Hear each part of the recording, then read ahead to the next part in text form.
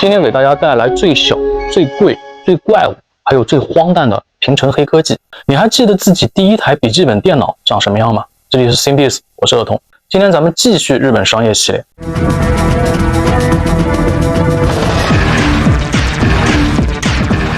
2000年，一代神机索尼 PS2 全球发布。2000年，宇多田光的 First Love 火爆亚洲。2000年，评价摇粒绒卖了2600万件。2000年，明星股光通信股价暴跌 99%。一边是精神生活蒸蒸日上，一边是财富享乐世风日下。那时候的科技都很迷恋小。90年代，全球市面上的笔记本几乎全是黑灰色，开机很慢，重的可以用来当成街头械斗的武器。但突然有个外来角色杀进了这个地盘。世界上最早把笔记本电脑做成超薄小巧有颜色的时尚单品，是1997年索尼的第一代 VAIO 系列 PCG505。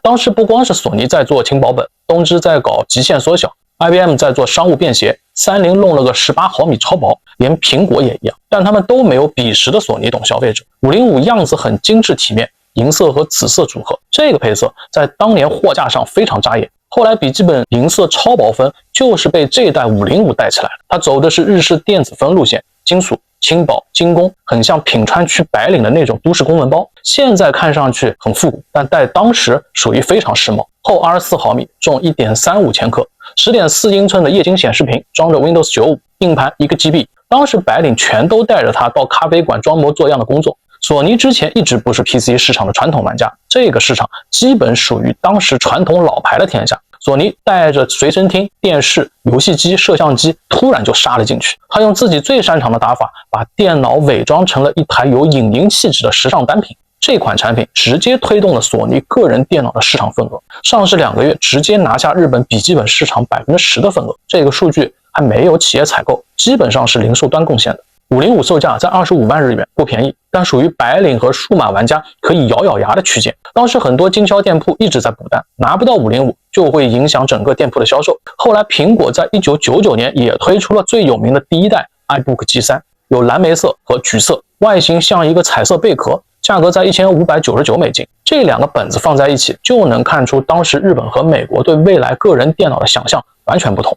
505出来以后，日本笔记本市场的审美也开始发生了变化。2000年有部日剧《大和拜金女》开播，这部剧主演是松岛菜菜子，讲的是泡沫之后的日本现状，空姐、联谊、名牌、婚姻，里面所有的东西都和精致体面有关。所以这台机子很像90年代末日本社会的一个缩影。灰色的平层，一是需要一点颜色，二是高级公寓和豪车都买不起了，但随身的科技小东西不能丢了体面和向上的心态。到了2000年 ，VAIO QR1 系列上市，售价20万日元。当时媒体管它叫管椅电脑，因为它的设计灵感来自于折叠椅，机身上有一圈铝制把手，可以像拎着白领的公文包一样，还可以当支架用。外壳充满了光泽感，典型的都市感、轻时尚和日式电子风。当时日剧里各种电子产品就是最潮的随身文化，这种精致的缩影符号反映了后泡沫时代日本人对精工生活的追求，东西越薄、越小、越先进。これアドバンスができるんですか？これで。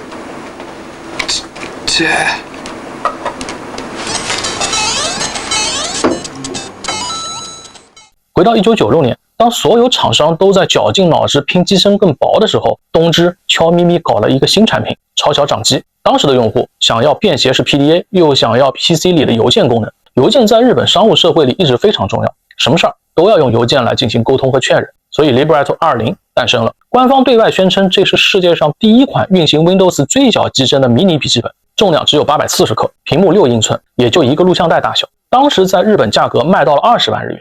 在手机都还不太盛行的时候，他们已经在用这种小机器发邮件和移动办公了。08年，主演内丰出演了日剧 With Love， 这一部是关于一部 email 的恋爱剧。主演内丰演了音乐家通过邮件和外界连接，这属于那个时代年轻人对互联网社交最初的幻想。移动办公掌机正好迎合了随时随地通过邮件可以链接其他人的那种状态，所以它很日本，小到变态，精密到偏执。其实在设计上真的不大好用，但还要在技术上证明行得通，所以后来问题也非常明显。当年测评就说键盘太小了，只能用2个食指来敲，外接键盘和鼠标也不太灵光。这机器刚出来的时候话题搞得很大，科技粉丝也很买账，但它不可能成为大众机。这东西就像现在的折叠屏手机，大家都觉得很惊艳，但真正长期用的人都在折磨自己。但奇怪的是，它还不是昙花一现，后面竟然还有30、50、60、70、100和110各种型号。欧美市场到了1999年才停止，日本市场一直卖到了02年前后。小这个含义在当时的平成就像一个技术诅咒一样不断的蔓延。接下来更小更 smart 的产品来了。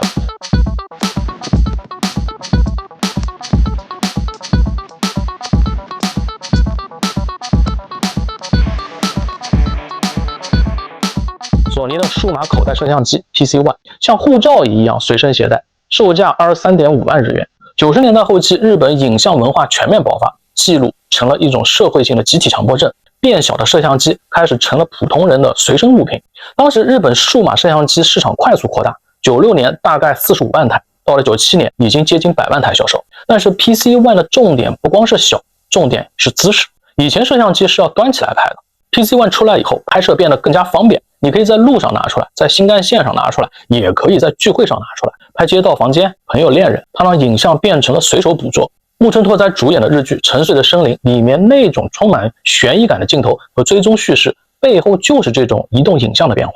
1998年 Love and Pop 是安野秀明拍的一部真人电影，背景是在涩谷，根据媒体记录用的是索尼 VX 系列 Mini DV 拍的。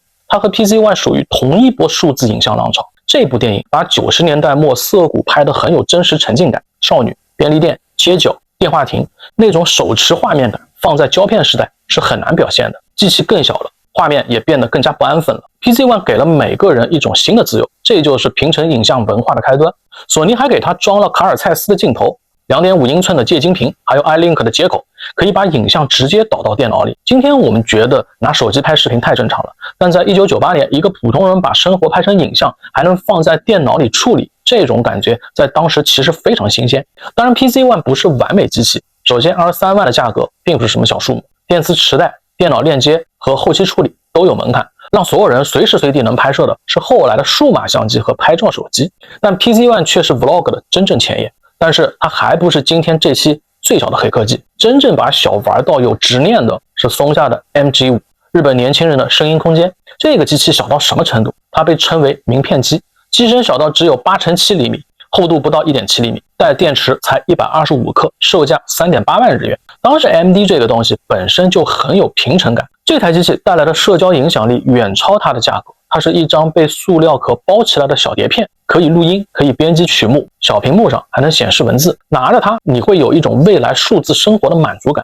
当时松下的口号就是数字就是松下，日本地铁里的上班族每个人耳朵都挂着松下的线控，手里握着 MG5。 在拥挤和没有隐私的东京早高峰里，这个迷你盒就是他们的私人结界。MG5 这种极度压缩体积的设计，就像一个精致的胶囊，把年轻人的焦虑和梦想都压在了里面。但 MG5 也只是其中一个代表，索尼这边也有 MZ-E55， 当年主打轻薄镁合金小型化。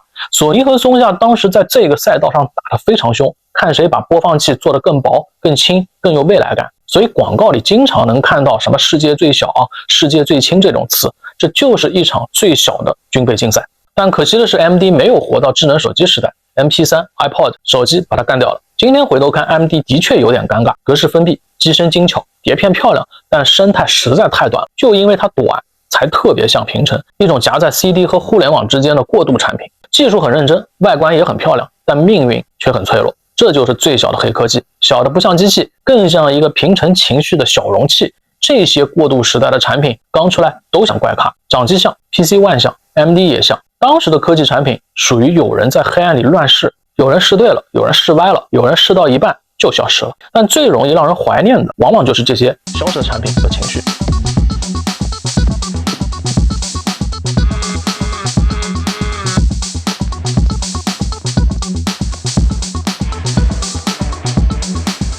发生在泡沫日期，日本人愿意把钱花在高尔夫、名车名表和银座夜店上。到了90年代，泡沫破了，钱没那么好赚了，但高级感没有消失，它转到了更精密、更专业的东西上。好，接下来是最贵的。其实前面这些东西已经够贵了，505要25万日元 ，PC One 要23万日元，掌机差不多也要20万。普通人买一台都要认真考虑很久，但跟这个怪物比，他们都算可以咬咬牙坚持一下的。我们第一个。正常巨物，贵到离谱的未来机器。1996年索尼发布的特玲珑系列 GDM W900 图形显示器。特玲珑是索尼的 CRT 显像管技术品牌，明亮、锐利，颜色干净高级。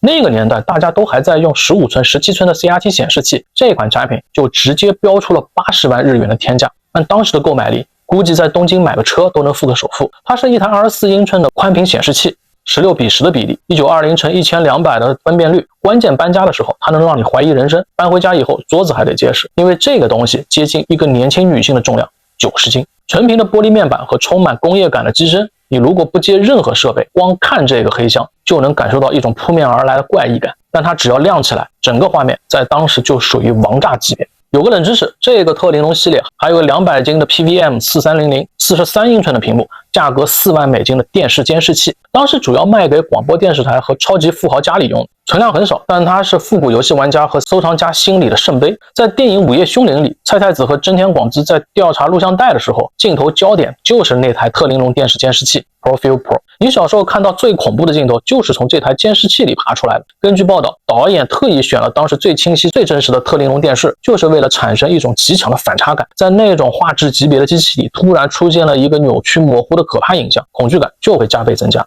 因为在90年代的日本，这台机器是绝对的标杆，很多家庭都放了这一款。到了1998年，索尼把这种精工美学推向了极致，发布了 GDM F500， 售价40万日元。价格是亲民了一点，但恐怖的画质和分辨率直接把 CRT 技术极限压榨到了极致化。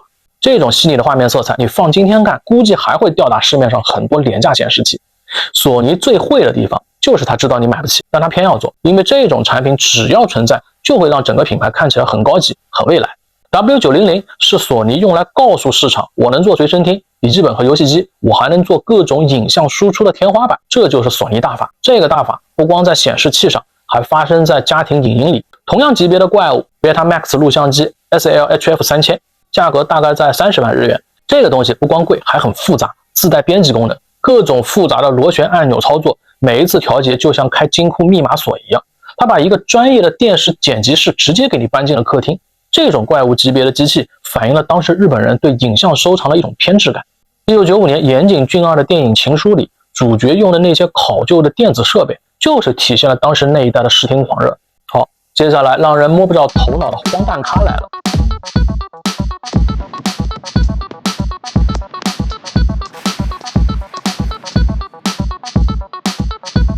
前面这些东西不管多贵、多小、多怪物，至少逻辑上是正常的。电脑要变轻，摄像机要变小，显示器要更加清晰，录像机要更加专业。但接下来这类产品就像工程师突然灵光一闪，然后整个公司就跟着一起执行搞出来的。